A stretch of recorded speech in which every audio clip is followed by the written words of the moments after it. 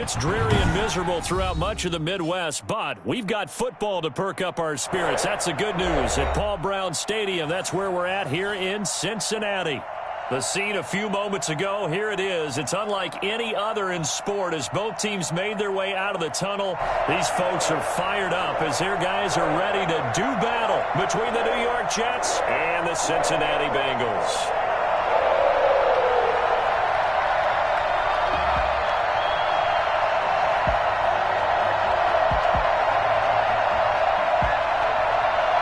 The shadow's starting to get a bit longer. Week 10 of the NFL season is here, and we're underway on EA Sports.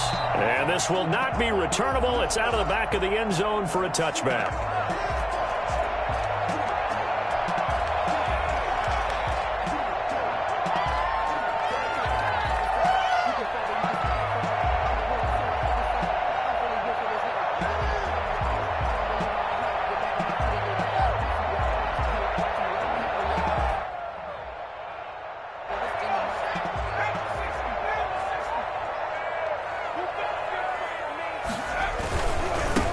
First carry for the former Oklahoma Sooner, Joe Mixon. And this will be a gain of 5 as he gets it to the 30.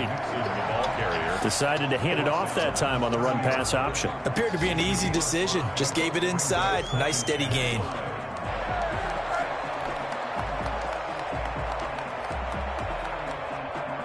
Ball on the 30. They'll come up with a 2nd and 5.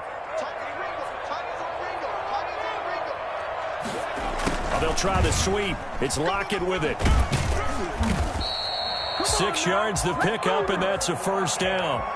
Well, I sure wouldn't be surprised if we see more of this as this game goes on, because we know they like to use their wideouts either on quick throws or on jet sweeps like what we just saw there. And to say that that one worked well, partner, that's stating the obvious. Airing one out for Boyd. And he fires one that's intercepted. Picked off by Ashton Davis.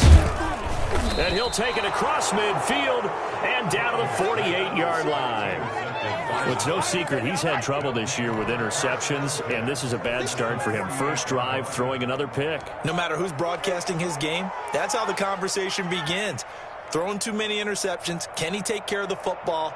If I were his backup, I'd be edging towards the coaches and saying, hey, how about giving me an opportunity?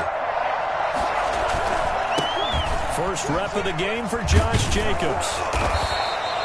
8 yards on the pickup, and now they'll have some options on 2nd and short. A nice run here early on. It doesn't take a great play caller to realize you want to establish a guy of his caliber with runs like this early, because they'll pay dividends as the game progresses.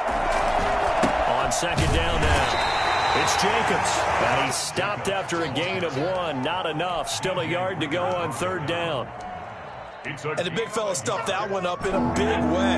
I think doubling him has to be a priority, because you can't move up to the next level if you don't take care of him first. Trying to run for it with Jacobs. And he's going to get this inside the 30.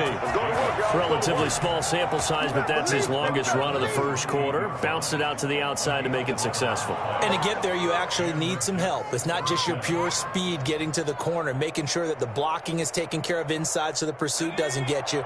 And oftentimes, those wide receivers, tight ends that might be flexed out, they've got to control the edge and make sure no one from the outside can spill the play before he gets there.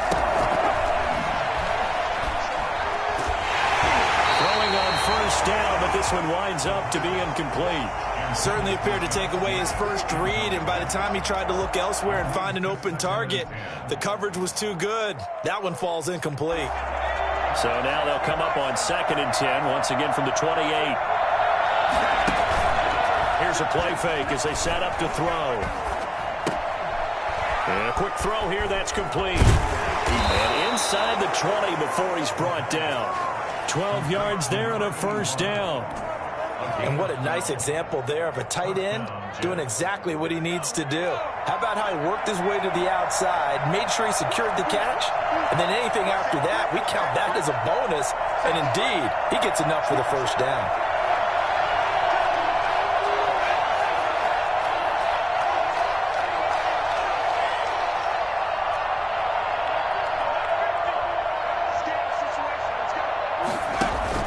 Inside the red zone here, they'll look to throw.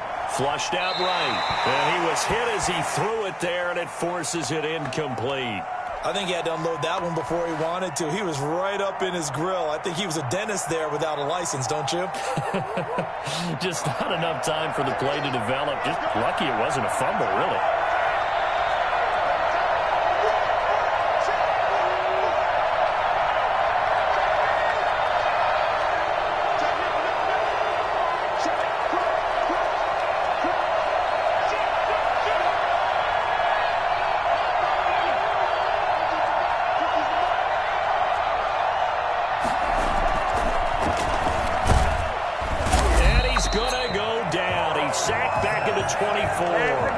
CD, so often we talk about quarterbacks holding on to the ball too long. Well, we can't say that there. He had no time to do much of anything.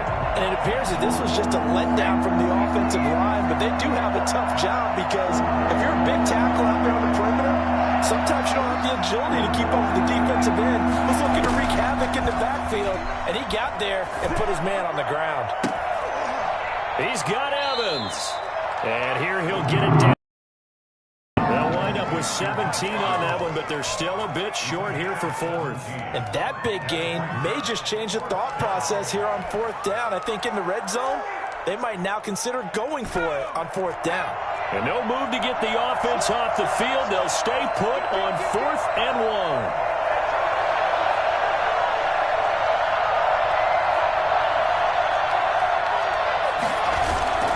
On play action, they'll throw.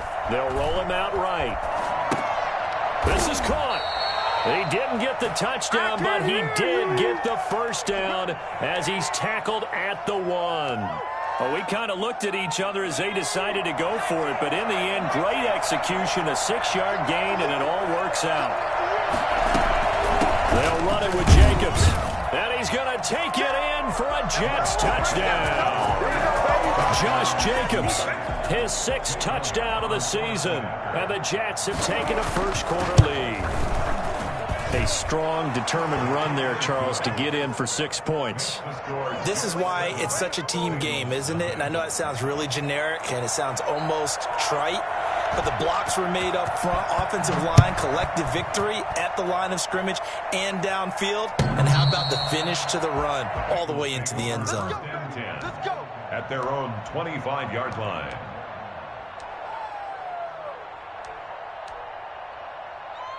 The Bengals drive about to get going. They had the interception last time. It led to the opening touchdown. So now 7-0 to score as they start 1st and 10. Sliding out of the pocket. And he'll be hit as he releases it. And that'll fall incomplete. Well, we always talk about how you've got to be quick when you go through your progressions. And here's another prime example. Trying to look downfield. He was standing in the pocket, but just couldn't find anyone open, could he? No, not enough time. They hit him and forced that incompletion. An incomplete pass leads to 2nd and 10 from the 25.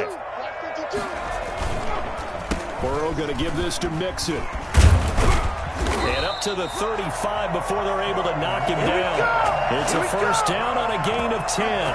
If you start assessing what went wrong last week, Charles, in their loss, had nothing to do with the ground game. They ran it well. And you also have to say to yourself as a team, don't go away from what worked. That's not the reason the game was lost. Running the football over time, when you do it consistently, usually translates into wins. And they're hoping to do it consistently here. And he'll grab a gain of 5 out of this up to the 41-yard line. All right, Brad, I know we're in the early going here, but those kind of runs, they're going to open up a world of opportunities for this offense going forward. The first down run got 5. Here's 2nd and 5. Throw left side complete. That's Casey. And he's out of bounds just before the midfield stripe at the 49. 9 yards to pick up there, and it's a first down. At the 49-yard line.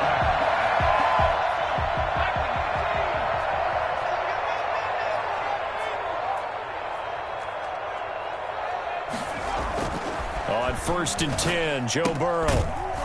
And he will find his man on the outside. After 7-0 on EA Sports. Bengals nothing.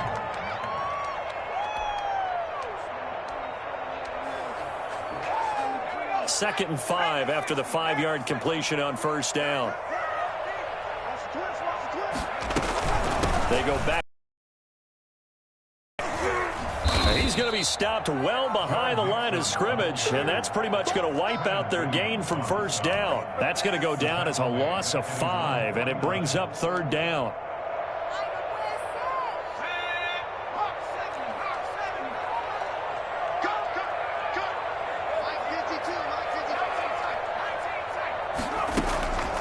From the shotgun, it's Burrow. He lets it fly for Lockett. That's going to be caught. And he'll take this into the end zone for a Bengal TD. Tyler Lockett, his first touchdown on the year. And the Bengals are an extra point away from tying up this football game. If there was one knock on Joe Burrow coming out of LSU, it was arm strength, but got to put those doubts to rest right there. So all even at 7 now as they kick it away. That's fielded on the back line of the end zone. Over first and 10 at their own 25-yard line. Jets offense coming up now to start their next drive. And for them, a touchdown their last go-around. Obviously, they'll be hoping to do that again. And when you start plotting for this drive, when you start thinking to yourself, okay, what are we going to do? You don't go away from what you did before because that worked, but you have to be prepared for wrinkles and counters because you know they'll make some adjustments.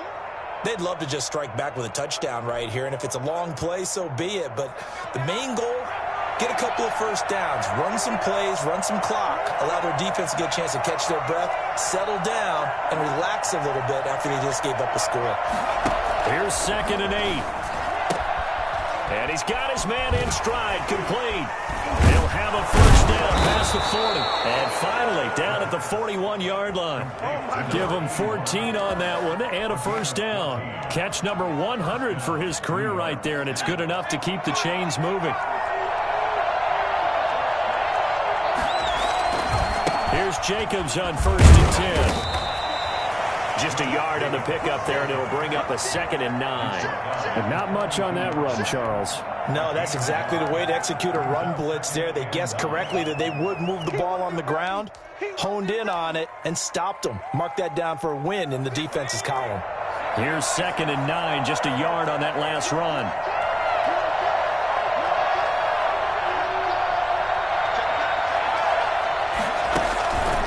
Counter play with Jacobs.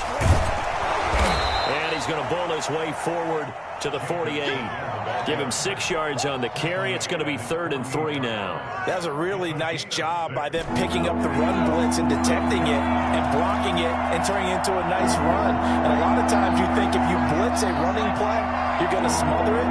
But a lot of the blitzers, they come in a little bit high. They don't have great leverage, and they're easily blocked and turned to the side. And that's a good bounce back after giving up a touchdown on the opening drive. Just one first down permitted and then out.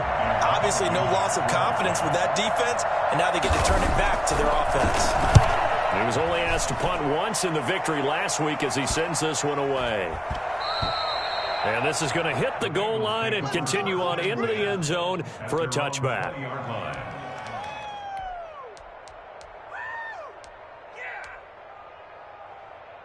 The Cincy offense about ready to go here on their next drive. And they'll be looking to build off of a nice drive last time, a drive that really relied on the quarterback. Making good decisions, distributing the ball well, distributing it accurately, keeping it away from danger. A really nicely run drive. But now the defense, what adjustments do they need to make in the passing game?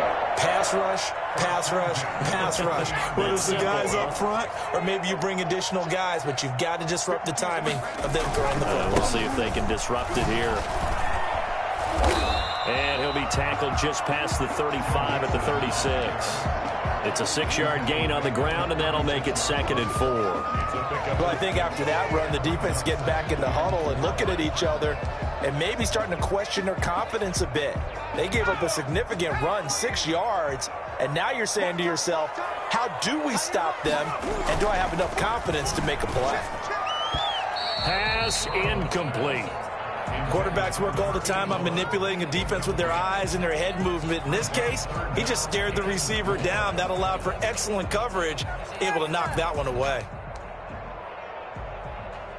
Now they face a 3rd down and 4 after that incompletion on 2nd down.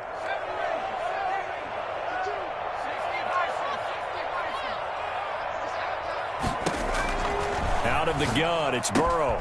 He gets this in the hands of Mixon. And he is going to have a Bengals first down. They needed 4. He doubled that. He wound up getting 8. Give him 8 yards on the play, and they pick up the first. 43-yard line.